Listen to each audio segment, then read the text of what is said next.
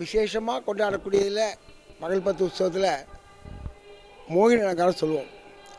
என்ன அழகு என்ன அழகு, அதெல்லாம் வார்த்தையால் சொன்னால் அடங்காது. இந்த பெருமாளை நேரம் அனுபவிக்கணும். அன்றைக்கி பார்த்தங்கன்னா எல்லாருக்குமே ஒரு ஆச்சரியமாக இருக்கும், நம்பெருமாளா அப்படின்னு இருக்கும். நித்தியப்படியில் பெருமாள் வஸ்திரம் சாத்திக்கிற பெருமாள் அன்றைக்கி புடவை சாத்தின்னு இருப்பார்.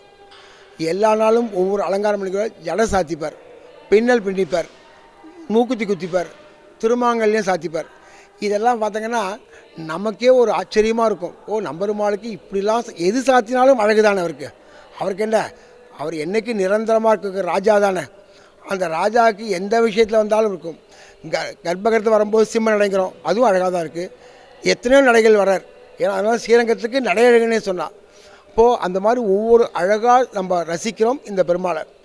மோகினி அலங்காரங்கிறது எப்படின்னா நமக்கு ஏற்படக்கூடிய மயக்கம்னு சொல்லுவோம். ஒரு வித மயக்கம், எல்லாத்தையும் ஒரு மயக்கம் தான். மயக்கம்ங்கிறதுனா ஆசை. இந்த ஆசைகள் நம்மளை ஒரு அழிவுக்கு தான் கொண்டு போகும். பேராசை பெருநஷ்டங்கிறால்ல. அப்போது இந்த ஆசையை துறந்தால் தான் அந்த பெருமாளை அடைய முடியும். அப்படி தானே பெரியவாளே தான் சொல்லியிருக்கா.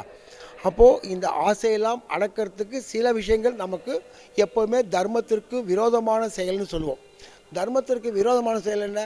மண்ணாசைம்போம், பொன்னாசைம்போம், பெண்ணாசைம்போம்.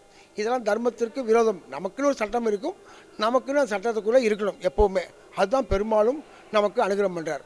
அப்போது இதுக்கு மீறி நடக்கும்போது நமக்கு அது அழிவை கொண்டு போயிடும். அதனால் பெருமாள் என்ன சொல்கிறார், இதெல்லாம் உனக்கு வேண்டாம், இதெல்லாம் நல்ல வழி இல்லை, என்னுடைய திருவடியை பற்றின்று நீ வா, உனக்கு நல்ல வழி தரேன் அப்படின்னு சொல்கிறார்ல.